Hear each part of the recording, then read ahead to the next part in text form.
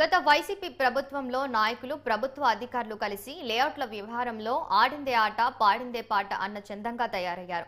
ప్రభుత్వ అధికారులకు వైసీపీ నాయకులు చెప్పిందే వేదంగా పాటిస్తూ ప్రజల జీవితాలతో చెలగాటమాడారు. రాష్ట్రమంతటా ఇదే పరిస్థితి నెలకొంది. ప్రజలు కాయకష్టం చేసుకుని సంపాదించుకున్న సొమ్ముతో కొనుక్కున్న స్థలాలను సైతం వదలలేదు. అప్రూవల్ లేఅవుట్లతో కొనుగోలుదారుల కోసం ఉన్న కమాండ్ సైట్లలో కూడా ప్రభుత్వ కార్యాలయాలను నిర్మించి ఆ లేఅవుట్లలో ఉన్న కమాండ్ సైట్ బలవంతంగా కబ్జా చేశారని చెప్పుకోవచ్చు. ఈ వ్యవహారం అంతా అంచటా నియోజకవర్గ వైసీపీ మాజీ శాసనసభ సభ్యులు చెరుకువాడ శ్రీరంగనాథరాజు పార్టీ ఆఫీస్ సమీపంలో ఉన్న లేఅవుట్లో జరిగింది. ఇదే అంశానికి సంబంధించి తాజా పరిస్థితి మా కరెస్పాండెంట్ శ్రీనివాస్ మరింత సమాచారం అందిస్తారు. పశ్చిమ గోదావరి జిల్లాకు సంబంధించి పశ్చిమ గోదావరి జిల్లా పోడూరు మండలం తూర్పుపాలెం గ్రామంలో కొంతమంది లేఅవుట్లు వేయడం, అంటే కొన్ని అప్రూవల్ లేఅవుట్లు, అనాథరైజ్డ్ అప్రూవల్ లేఅవుట్లు కూడా వేసి ఏదైతే ఇక్కడ చిన్న ట్విస్ట్ ఏంటంటే ప్రస్తుతం అప్రూవల్ పొందిన లేఅవుట్లో కూడా గత ప్రభుత్వం వైసీపీ ప్రభుత్వం చేసిన అనేక నేరాలు ఘోరాలు కూడా చూడబోతున్నాం. అంటే ఏదైతే అప్రూవల్ లేఅవుట్లో కొనుక్కున్న కొనుగోలుదారులు ఉన్నారో వాళ్ళంతా కూడా కామన్ సైటు, అంటే పంచాయతీ అప్రూవల్ ప్రకారం కంపల్సరీ కామన్ సైట్ ఇవ్వాల్సి ఉంటుంది. ఇచ్చిన తర్వాతే అనుమతులన్నీ వస్తాయి. కాబట్టి పూర్తిగా కూడా మనం విజువల్స్ చూస్తున్నాం. కామన్ సైట్కి సంబంధించి కొనుగోలుదారులకు సంబంధించిన దాంట్లో పూర్తిగా సచివాలయం, రైతు భరోసా, గ్రామ హెల్త్ సెంటర్ కూడా నిర్మించడం జరిగింది. అంటే విజువల్స్ లో పూర్తిగా చూస్తున్నాం. ఈ లేఅవుట్ లో సంబంధించిన ఈ కామన్ సైట్ అంతా కూడా ఇక్కడ ఉన్న కొనుగోలుదారులు ఎవరైతే ఉన్నారో ఈ అప్రూవల్ లేఅవుట్ లో కొనుగోలు తీసేసి వాళ్ళకి సంబంధించిన వాటాలో కూడా గవర్నమెంట్ అంటే రుబాబుగా దౌర్జన్యంగా కూడా తీసుకుని గవర్నమెంట్ భవనాలు నిర్మించారు. అంటే దీన్ని నిర్మించొచ్చా నిర్మించకూడదా అనే దానిపై చూస్తే ప్రస్తుతం మనకి ఏదైతే జీవో ప్రకారం కానివ్వండి, లేకపోతే గ్రామ పంచాయతీ అప్రూవల్ ప్రకారం కానివ్వండి, ఏదైతే ఈ లేఅవుట్ లో కొనుగోలుదారులు చేశారో వాళ్ళకి సంబంధించిన 10% వాటా కూడా పే చేస్తూ ఉంటారు.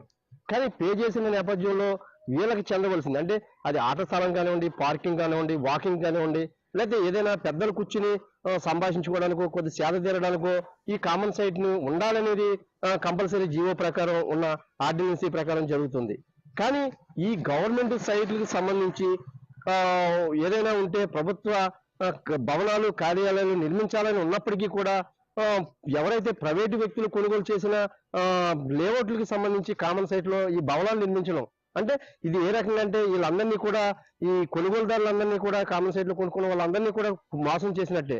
అంటే ఎంతో ఎక్కడ దుక్కుగా కాయ కష్టం చేసుకుని అప్పో చేసుకుని కొనుక్కుని బాగుండాలి, మా పిల్లలు బాగుండాలి, మా సంసారాలు బాగుండాలి, అంత హ్యాపీగా ఉండాలని కొనుక్కుని కానీ లాస్ట్ కి ఏదైతే గవర్నమెంట్ కల్పించవలసిన కనీస సౌకర్యాలు అవసరాలు లేకుండా కూడా మళ్ళీ తిరిగి వీళ్ళ దగ్గర లాక్కున్న పరిస్థితి. అంటే ఇక్కడ సరదాగా పిల్లలతో కొంచెం కాలక్షేపం చేయడం, లేకపోతే అటు ఇటు ఏదో వాకింగ్ చేసుకుంటూ కూడా కాలాన్ని గడపవలసిన పెద్దలు ఉంటారు.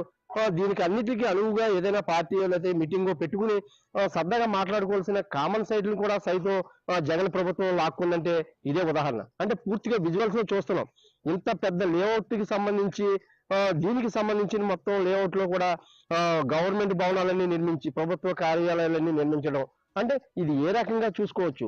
దీనిపై కూడా ప్రత్యేకంగా రాష్ట్రంలో మొత్తం ఎక్కడ చూసినా కూడా ఇదే ధోరణి అవలంబించారు. దీనిపై కూడా ప్రత్యేక విశ్లేషణ చేయవలసి ఉంటుంది. అంటే ప్రత్యేక డిబేట్ నిర్వహించి అసలు ఇది ఎంతవరకు సబబు, ఏదైనా గవర్నమెంట్ స్థలాలు లేకపోయినప్పటికీ ఏదైనా స్థలం గవర్నమెంట్ స్థలం కొని ఆ స్థలంలో కనీసం ఈ గవర్నమెంట్ భవనాలు, కార్యాలయాలు నిర్మించవలసి ఉండగా కూడా కొనుక్కున్న వ్యక్తులు ఏదైతే కాయా కష్టం చేసుకుని కొనుక్కున్న వ్యక్తుల దగ్గర ఇంత దౌర్జన్యంగా వాళ్ళ దగ్గర లాక్కుని ఇలా నిర్మించడం, అంటే ఏదైతే జీవోని వ్యతిరేకించి గత ప్రభుత్వం చేసిందని మాత్రం పూర్తిగా తేటతలం అవుతుంది. ఈ సైట్ ఏదైతే కామన్ సైట్ వీళ్ళంతా ఉన్నారో వాళ్ళంతా వెచ్చించి కొనుక్కున్న సైట్ ని కూడా గత ప్రభుత్వం లాగేసుకుందని చెప్పుకోవచ్చు. ఆంధ్రప్రదేశ్ ప్రభుత్వం పంచాయతీరాజ్ శాఖ బీసీ కమ్యూనిటీలు, కానీ ఇక్కడ కుడుపూడి సూర్యనారాయణ, అలాగే శాసనసభ్యులు, స్థానిక శాసనసభ్యులు రంగనాథరాజు, చెరుకువాడ శ్రీ రంగనాథరాజు, అంటే దీనికి ఇక్కడ శిలాఫలకాన్ని పెట్టారు కానీ ఇక్కడ కమ్యూనిటీ భవనం మాత్రం ఎక్కడుందో తెలియని పరిస్థితి. అంటే ఇక్కడ శిలాఫలకమే శాసనంగా మిగిలిపోయింది, కానీ ఈ ఎక్కడుంది కనుక్కుందాం. అంటే దీనికి బీసీ వర్గానికి సంబంధించిన ఎవరైతే ఆ కులాస్తులకు సంబంధించిన పెద్దలు కూడా మనతో పాటు ఉన్నారు. సార్ చెప్పండి, అంటే మీరు పూర్తిగా ఇక్కడ ఏదైతే బీసీ కమ్యూనిటీలను చూశారు, కానీ ఇక్కడ ఈ ఊర్లో బీసీ కమ్యూనిటీలు కట్టారా, లేకపోతే ఈ బీసీ కమ్యూనిటీల తరపున ఈ డబ్బులన్నీ స్వాహా చేశారంటారా? గత ప్రభుత్వంలో బీసీ కమిటీ వాళ్ళకి నేను వచ్చి టెండర్ వేసాం 20,000. మన ఈయన పేతాని వెంకట ఆయన పేరు పేతాని వెంకట గారు వచ్చారు. వెంకట గారి చేత ఇక్కడ శంకుస్థాపన చేయించాం. శంకుస్థాపన చేశాక అక్కడ ప్రభుత్వం ఎలక్షన్ వచ్చేసింది. ఎలక్షన్ వచ్చాక విధానాలన్నీ మారిపోయి ఆ టెండర్ వేసింది. టెండర్ ఏం చేశారో ఏమీ తెలియదండి. నేను మట్టికి నేనే టెండర్ వేసినోడిని బీసీ కమిటీ వాళ్ళు కట్టాలని. తర్వాత విధానాలన్నీ మార్చేసి ఈ రకంగా చేసి ఇవాళ బీసీ కమిటీ వాళ్ళని ఇక్కడ శిలాఫలకం పెట్టారు. దానికి సంబంధించిన డబ్బులు ఏమైపోయినాయో 30,20,000 అని అక్కడ బోర్డు ఒకటి శిలాఫలకం రాశారండి. లేకపోతే నాన్ అప్రూవల్ రేట్ కూడా ఇక్కడ పూర్తిగా నిర్మించిన పరిస్థితి చూస్తున్నాం. ఇక్కడ ఈ లేఅవుట్కి సంబంధించి కూడా ఎటువంటి కనీస సౌకర్యాలు ఉన్న కామన్ సైట్ని కూడా కబ్జా చేశారు.